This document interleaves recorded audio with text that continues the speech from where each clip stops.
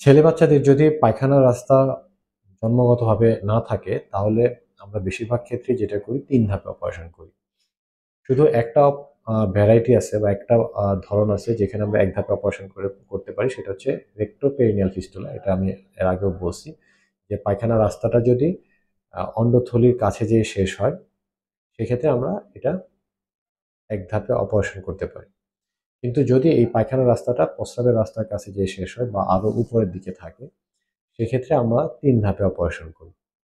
আচ্ছা, কেন এই ৩ ধাপে অপারেশন করতে হয়? কেন ১ ধাপে অপারেশন করা যায় না? এইটা সবাই জিজ্ঞেস করেন, অনেকেই জিজ্ঞেস করছেন। এর ২ টা কারণ আসলে মেইনলি।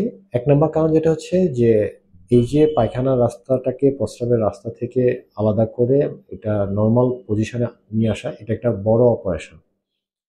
এবং এই বড় অপারেশনটা যে ধাক্কাটা, সেই ধাক্কাটা সামলানোর মতো অ ক্যাপাসিটি এই ২ থেকে ৩ দিনের বাচ্চা আসলে খুব ডিফিকাল্ট।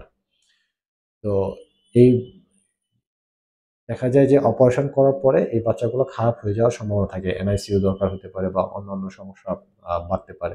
ইনফেকশন হয়ে যেতে পারে। এইজন্য খুব মানে ভালো ফ্যাসিলিটিস না থাকলে, খুব এক্সপার্ট সার্জন না হলে এইটা মানে নিষেধ করা হয় যে ১ ধাপে এই অপারেশনটা করা। ২ নাম্বার যেটা হচ্ছে সেটা হচ্ছে যে, এই যে আমরা বললাম যে পায়খানার রাস্তাটা সামনে যেয়ে প্রস্রাবের রাস্তায় লাগে। এখন এই অপারেশনটা কিন্তু নির্ভর করে যে আ প্রস্রাবের রাস্তার ঠিক কোন জায়গাটায় এই পায়খানার রাস্তাটা লাগছে। সেটার উপর নির্ভর করে কিন্তু অপারেশনটা আ নির্ভর করে যে আমরা এটা পিছন দিয়ে শুধু নিচ থেকে কেটে এই অপারেশনটা করা যাবে, নাকি পেটের ভেতর থেকে কাটতে হবে। এটা কিন্তু ওই জন্মের পরপরই বোঝা খুব ডিফিকাল্ট যে এই পায়খানার রাস্তাটা প্রস্রাবের রাস্তার ঠিক কোন জায়গাটায় লাগছে। প্রস্রাবের থলিতে লাগছে, না আরো নিচে লাগছে, নাকি একেবারে প্রস্রাবের রাস্তায় লাগছে। এটা কিন্তু আগে বোঝা যায় না। আমরা যখন আ একটা পেটের উপর বিকল্প মলদ্বার তৈরি করে দেই, করার পরে ২ থেকে ৩ মাস পরে ওই বিকল্প মলদ্বার দিয়ে আমরা একটা ওষুধ দিই। ওষুধ দিয়ে একটা এক্স-রে করি। সেই এক্স-রেকে আমরা যেটা বলি ডিজিটাল লুপোগ্রাম।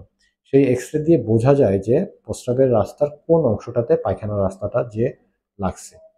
এবং সেটার উপর ডিপেন্ড করে কিন্তু আমরা মূল অপারেশনটা প্ল্যান করি যে নিচ দিয়ে অপারেশন করতে হবে নাকি পেটের ভিতর থেকে অপারেশন করতে হবে। তো এইটার জন্য আমরা দেখা যায় যে এটা একেবারে জন্মের পরপর এটা বোঝা যায় না। কারণ এই এক্স-রে করার কোনো সুযোগ তখন থাকে না। যার ফলে এটা ওই সময় ১ ধাপে অপারেশন করাটা রিস্কি হয়ে যেতে পারে। সেক্ষেত্রে দেখা যায় যে পায়খানার রাস্তার সাথে, সাথে প্রস্রাবের রাস্তাতেও ইনজুরি হতে পারে বা এটা ক্ষতিগ্রস্ত হতে পারে। সেক্ষেত্রে একটা বড় বিপদ হয়ে যেতে পারে। এই ২ টা কারণে মেইনলি আমরা ৩ ধাপে অপারেশন করি। আর যদি পায়খানার রাস্তা একেবারে নিচের দিকে অন্ডথলির সামনে চিকন হয়ে থাকে, সেক্ষেত্রে আমরা একবারে অ্যানোপ্লাস্টি করে দিতে পারি। কোনো সমস্যা হয় না। ধন্যবাদ।